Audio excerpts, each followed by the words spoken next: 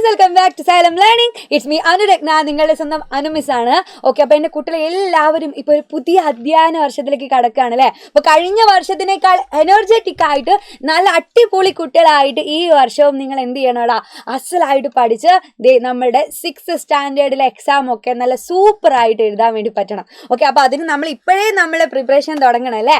അപ്പോൾ സെറ്റായിട്ട് നമുക്ക് കുറച്ച് ബേസിക് ആയിട്ടുള്ള കാര്യങ്ങളൊക്കെ പഠിച്ചിട്ട് ഓരോ ക്ലാസ്സിലും നമുക്ക് പെർഫെക്റ്റ് ആയിട്ട് ആൻസർ ഒക്കെ പറയാൻ വേണ്ടി പറ്റണം. അപ്പൊ റെഡി ആണെങ്കിൽ ഇന്ന് നിങ്ങൾക്ക് എല്ലാവർക്കും അറിയുന്ന ഒരു കാര്യം തന്നെയാണ്, വളരെ സിമ്പിൾ ആയിട്ട് പഠിക്കാൻ പറ്റുന്ന ഒരു കുഞ്ഞി ബേസിക് കണ്ടന്റ് ആണ് നമ്മൾ ഇന്ന് പറയാൻ വേണ്ടി പോകുന്നത്. അപ്പൊ മാത്സിൽ നിങ്ങൾക്ക് 6th സ്റ്റാൻഡേർഡിലെ ഏറ്റവും അധികം പ്രധാനപ്പെട്ട ഒരു കാര്യമാണ് ഫ്രാക്ഷൻ എന്ന് പറയുന്ന ഒരു ഭാഗം. കേട്ടിട്ടുണ്ടോ? എന്താണ് ഈ ഫ്രാക്ഷൻ അല്ലെങ്കിൽ ഭിന്നസംഖ്യകൾ? നിങ്ങൾ കേട്ട ഒരു ഭാഗമായിരിക്കും അല്ലെ. നമ്മൾ നമ്പേഴ്സിനെ ന്യൂമറേറ്ററും അതേപോലെ ഡിനോമിനേറ്ററും ഒക്കെ ആയിട്ട് എഴുതുന്ന ആ ഒരു ഫോമിനെയാണ് നമ്മൾ ഫ്രാക്ഷൻ എന്നൊക്കെ പറയുക അല്ലെ. ഫ്രാക്ഷൻ, ഭിന്നസംഖ്യ. എക്സാമ്പിൾ ആയിട്ട് പറയുവാണെങ്കിൽ എന്തൊക്കെ പറയാടാ? കുറെ എക്സാമ്പിൾസ് പറയാം അല്ലെ.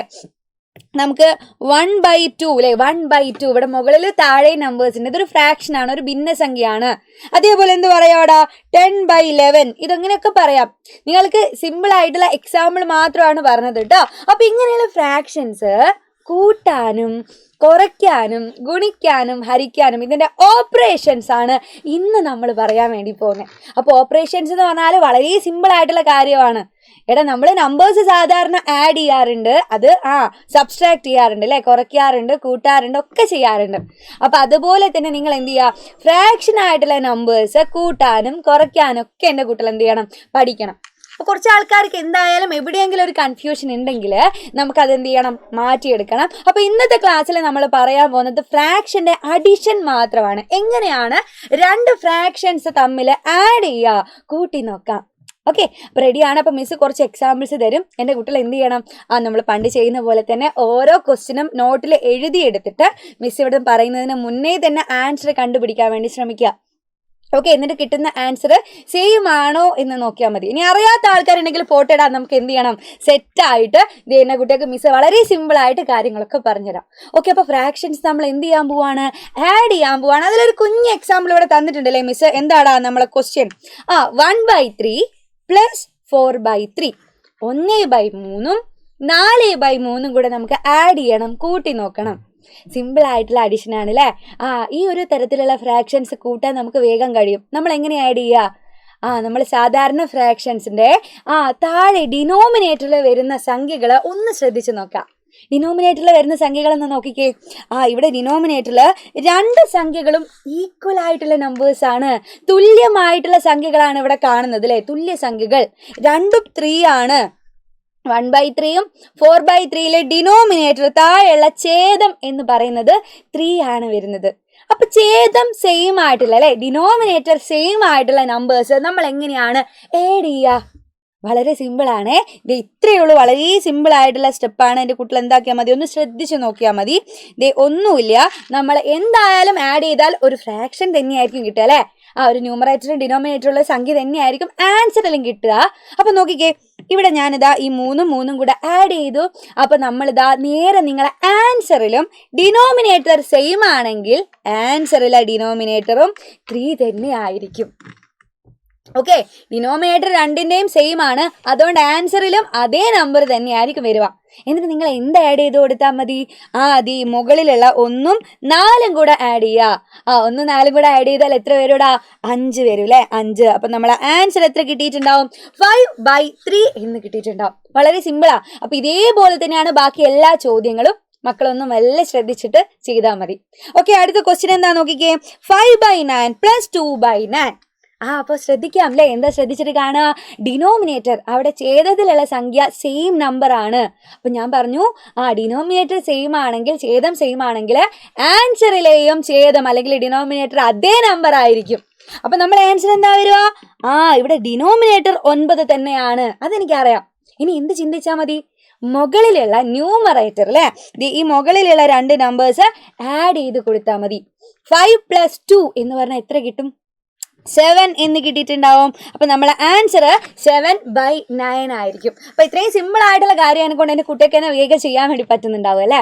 ഇനി അടുത്ത ഒന്ന് ആഡ് ചെയ്ത് നോക്കിക്കോ, എന്താ വരുക? അതെ, 4/5 + 3/5. ഡിനോമിനേറ്റർ സെയിം ആണ്. അപ്പൊ ആൻസറിലെയും ഡിനോമിനേറ്റർ അതേ നമ്പർ ആയിരിക്കും, 5 തന്നെ ആയിരിക്കും അല്ലേടാ. ഇനി നമ്മൾ മുകളിലുള്ള ന്യൂമറേറ്റർ കൂട്ടി കൊടുത്താൽ മതി. അത് എത്ര വരിക? അതെ ഇവിടെ നമുക്ക് 4ഉം 3ഉം കൂടെ ആഡ് ചെയ്താൽ 7 എന്ന് കിട്ടും. അപ്പൊ എന്താകും വരിക? 7/5 എന്ന് കിട്ടി, 7/5. അപ്പൊ ഇത്രയും സിമ്പിൾ ആയിട്ട് നമ്മൾ എന്താക്കി? ഫ്രാക്ഷൻസ് ആഡ് ചെയ്തു. എങ്ങനെയുള്ള ഫ്രാക്ഷൻസ് ആഡ് ചെയ്തേ? ഡിനോമിനേറ്റർ സെയിം ആയിട്ടുള്ള ഫ്രാക്ഷൻസ് ആണ് ഇവിടെ ആഡ് ചെയ്ത് കൊടുക്കാൻ പറ്റിയത്. നമുക്ക് സിമ്പിൾ ആയിട്ട് ആഡ് ചെയ്യാൻ പറ്റി. അങ്ങനെയാണെങ്കിൽ ദേ വേഗം അടുത്ത ചോദ്യം ഒന്ന് ചെയ്ത് നോക്കിക്കേ. അടുത്ത ചോദ്യം എന്താ വരുന്നേ? ദേ ഇവിടെ നമ്മൾ നോക്കുമ്പോൾ 3/4 + 1/2. എന്തെങ്കിലും മാറ്റം ഉണ്ടോ? എന്തെങ്കിലും മാറ്റം കാണുന്നുണ്ടോ? ഇവിടെ ഡിനോമിനേറ്റർ സെയിം അല്ല. ഇതാണല്ലേ മാത്സിന്റെ കുഴപ്പം. എന്തെങ്കിലുമൊക്കെ ചെയ്തു വരുന്ന സമയത്ത് ഇങ്ങനെയുള്ള എന്തെങ്കിലും ചോറ ക്വസ്റ്റ്യൻസ് ഉണ്ടാവും മിസ് കൊണ്ടുവരുന്നെന്ന് പറയും. ആണോ? അല്ല, അതെ ഇവിടെ നമുക്ക് ഡിനോമിനേറ്റർ സെയിം ആണെങ്കിൽ വേഗം ആഡ് ചെയ്യാമായിരുന്നു. പക്ഷെ ഇവിടെ ഡിനോമിനേറ്റർ സെയിം അല്ല. അപ്പൊ എന്റെ കുട്ടികൾ എന്ത് ചെയ്യും? സെയിം നമ്പർ ആക്കാൻ വേണ്ടി നോക്കൂ അല്ലേ? ഇവിടെ നോക്കിക്കേ, ഒരു നമ്പർ 4 ആണ്, അടുത്ത നമ്പർ 2 ആണ്. എനിക്ക് രണ്ടും 4 ആക്കിയാൽ സിമ്പിൾ ആയിട്ട് ആഡ് ചെയ്യാമായിരുന്നു. ഇവിടെയും 4 ആണ്, അപ്പൊ ഇവിടെയും 4 ആയിരുന്നെങ്കിൽ എനിക്ക് വേഗം ആഡ് ചെയ്യാമായിരുന്നു അല്ലേടാ. അപ്പൊ നോക്കിക്കേ, 2നെ ഞാൻ 4 ആക്കി മാറ്റാൻ എന്ത് ചെയ്താൽ മതി? 2നെ എനിക്ക് 4 ആക്കി മാറ്റണം. അപ്പൊ ഞാൻ എന്ത് ചെയ്താൽ മതി? 2നെ 2 കൊണ്ട് ഗുണിച്ചാൽ മതി അല്ലേ? മൾട്ടിപ്ലൈ ചെയ്താൽ മതി. 2നെ എനിക്ക് 2 കൊണ്ട് ഗുണിച്ചാൽ മതി. പക്ഷെ ഒരു കാര്യമുണ്ട് ഇവിടെ. എന്താ കാര്യം? ഫ്രാക്ഷൻസ് എന്ന് പറഞ്ഞാല് നിങ്ങളെ പോലെയാ. എന്തായി നിങ്ങളെ പോലെ എന്ന് പറഞ്ഞേ? നിങ്ങളെ ഫ്രണ്ട്സിലേടാ, നിങ്ങൾക്കൊരു ബെസ്റ്റി ഉണ്ടാവില്ലേ? ബെസ്റ്റി അല്ലെ, നിങ്ങളെ ഞാനും പോലെയാണെന്ന് വിചാരിക്കാം. ഓക്കെ, അപ്പൊ നമ്മൾ ബെസ്റ്റികളല്ലേ. അപ്പൊ എന്താ, ബെസ്റ്റികൾക്ക് ഒരു പ്രത്യേകത ഉണ്ട്. രാവിലെ നിങ്ങൾ എന്തെങ്കിലും കഴിക്കാൻ കൊണ്ടുവന്നു ക്ലാസ്സിൽ. അപ്പൊ നിങ്ങൾ എന്ത് ചെയ്യും? അതിന് പകുതി അവന് കൊടുക്കും അല്ലേ? അല്ലെങ്കിൽ എന്താണോ കൊണ്ടുവരുന്നത് അതെന്ത് ചെയ്യും? നിങ്ങൾ അവന് ഷെയർ ചെയ്യും. ഒരേപോലെ ഷെയർ ചെയ്യുള്ളൂ, സ്നേഹം കൊണ്ടല്ലേ. അപ്പൊ അതേപോലെ തന്നെയാണ് ഈ ഫ്രാക്ഷൻസും. അതെന്താ? ഇവിടെ താഴത്തെ നമ്പറിനെ നിങ്ങൾ 2 കൊണ്ട് ഗുണിക്കുവാണെങ്കിൽ മുകളിലുള്ള ഈ 1 എന്നോട് പിണങ്ങില്ലേ? അപ്പൊ 1നെയും നിങ്ങൾ എന്ത് ചെയ്യണം? താഴെ ഏത് നമ്പർ കൊണ്ടാണോ ഗുണിക്കുന്നത് അതേ സംഖ്യ കൊണ്ട് നിങ്ങൾ മുകളിലും ഗുണിക്കണം. ഇല്ലെങ്കിൽ 1 പിണങ്ങൂട്ടോ. അതാണ് ഫ്രാക്ഷന്റെ നിയമം. ഓക്കെ, അപ്പൊ ഫ്രാക്ഷൻസ് ഒരേപോലെ പോവണമെങ്കിൽ നിങ്ങൾ ഇവിടെ 2നെ എന്താക്കി മാറ്റാൻ വേണ്ടിയിട്ട് 4 ആക്കി മാറ്റാൻ 2നെ 2 കൊണ്ട് ഗുണിക്കണം എന്ന് പറഞ്ഞു അല്ലേ? അപ്പൊ അതേപോലെ മുകളിലും എന്ത് ചെയ്യണം? 2 കൊണ്ട് ഗുണിച്ചേ മതിയാവും. ഇനി ഇതൊന്ന് മാറ്റി എഴുതി നോക്കിക്കേ എൻ്റെ കുട്ടികള്. ഒന്ന് മാറ്റി എഴുതി നോക്കാം. ഇവിടെയുള്ള 3/4 ഒരു മാറ്റവും ഇല്ല അല്ലെ? 3/4 പ്ലസ് ഇവിടെ നോക്കിക്കേ 1 × 2 എത്ര വരും? 2 എന്ന് വരും. താഴെയോ 2 × 2 എന്ന് പറഞ്ഞാൽ 4 എന്ന് വരും. ഇനി ഇത് ആഡ് ചെയ്യാൻ പറ്റുമോ? ഒന്ന് വേഗം നോക്കിക്കേ, ആഡ് ചെയ്യാൻ പറ്റുമോ? ആഡ് ചെയ്യാൻ പറ്റും, വേഗം ആഡ് ചെയ്യാം. കാരണം എന്താ? ഇവിടെ ഡിനോമിനേറ്റർ സെയിം നമ്പർ ആണ്. അപ്പൊ ഡിനോമിനേറ്റർ സെയിം ആണെങ്കിൽ എന്റെ കുട്ടിക്ക് എന്ത് ചെയ്യാം? ആൻസറിലെയും ഡിനോമിനേറ്റർ സെയിം നമ്പർ തന്നെയായിരിക്കും, 4 തന്നെയായിരിക്കും. മുകളിലുള്ള 2 നമ്പേഴ്സ് എന്താക്കിയാൽ മതി? ആഡ് ചെയ്ത് കൊടുത്താൽ മതി, കൂട്ടിയാൽ മതി. അപ്പൊ 3ഉം 2ഉം കൂടെ കൂട്ടുമ്പോൾ എത്ര വരും? 5 എന്ന് വന്നിട്ടുണ്ടാവും. 5/4 ആണ് നിങ്ങൾക്ക് ആൻസർ ആയിട്ട് കിട്ടിയിട്ടുണ്ടാവുക അല്ലെ? ഇനി അടുത്ത താഴെ ഒരു ക്വസ്റ്റ്യനും കൂടെ മിസ് കൊടുത്തിട്ടുണ്ട്. ഇത് ഞാൻ എന്തായാലും ചെയ്യുന്നതിന് മുന്നേ നിങ്ങൾ ചെയ്യും, എനിക്ക് ഉറപ്പാ. അതിനുവേണ്ടി നിങ്ങളെ വിട്ടു തരുന്നില്ല. എന്തായാലും ഇതുകൂടെ മിസ് ചെയ്തു തരാം, ഉറപ്പായിട്ട് ഇതുകൂടെ ചെയ്തു തരാം. പക്ഷെ ഞാൻ ചെയ്യുന്നതിന് മുന്നേ എൻ്റെ മക്കളെ ചെയ്യണേ. എന്നിട്ട് ചെയ്ത് കഴിഞ്ഞിട്ട് അത് ചെയ്യാൻ പറ്റിയിട്ടുണ്ടെങ്കിൽ കമന്റ് ബോക്സിൽ വന്ന് പറയുകയും വേണം. ഓക്കെ, അപ്പൊ നോക്കിക്കേ എന്താ നമുക്ക് ചെയ്യാനുള്ളത്? 3/5 + 4/10. എന്തോ മാറ്റം ഉണ്ടല്ലേ? എന്താ മാറ്റം? ഡിനോമിനേറ്റർ സെയിം അല്ല. സെയിം ആയിരുന്നെങ്കിൽ നമുക്ക് ആഡ് ചെയ്യായിരുന്നു ഇല്ലേ? ഡിനോമിനേറ്റർ സെയിം നമ്പർ ആകണമെങ്കിൽ ഒന്ന് നോക്കിക്കേ, ഇവിടെ നോക്കിക്കേ, ഈ 10 ഇവിടെ ഉണ്ട് അല്ലേ? ഇവിടെ 5 ഉള്ളൂ.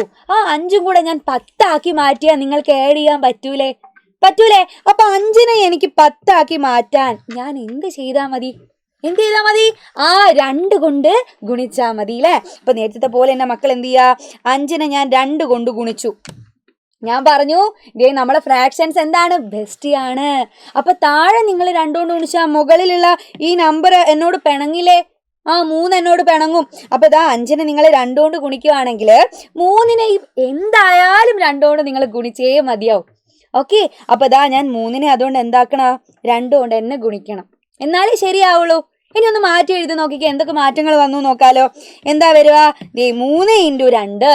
3 × 2 എന്ന് പറഞ്ഞാൽ 6 ആണ്. താഴെ എന്താ വരിക? 2 × 5 എന്ന് പറഞ്ഞാൽ 10 ആയിട്ട് മാറി അല്ലേ? 10.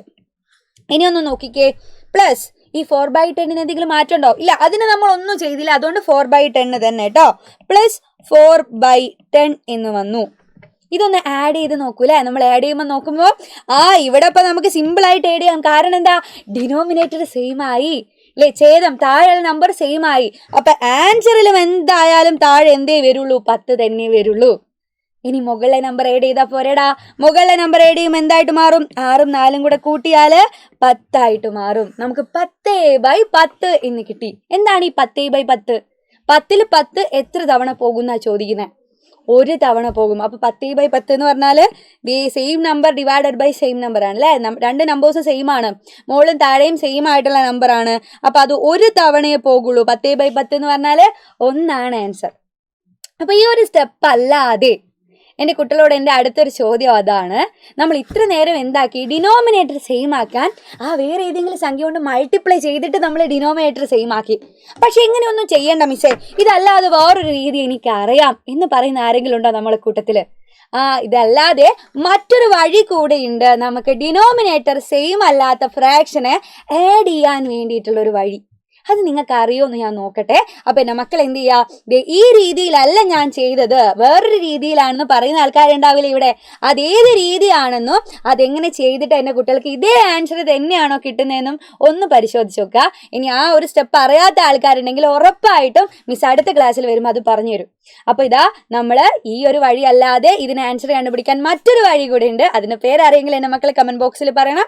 അപ്പൊ എന്തായാലും ആ കമന്റ് ബോക്സ് മിസ് നോക്കിയിട്ട് ഇവിടെ അടുത്ത ക്ലാസ്സിൽ വന്നിട്ട് ഒരു സ്റ്റെപ്പിലൂടെ ഞാൻ പറഞ്ഞുതരാം. ഓക്കെ, അപ്പൊ ഇന്നത്തെ ക്ലാസ് ഒക്കെ ഇത്രയേ ഉള്ളൂ. അപ്പൊ എന്തായാലും അടുത്തൊരു ക്ലാസ്സിൽ നല്ല അടിപൊളിയായിട്ട് ഫ്രാക്ഷന്റെ ബാക്കി ഓപ്പറേഷൻസ് ഒക്കെ നമുക്ക് ചെയ്തു നോക്കണം. അതുവരെ ബൈ ബൈ.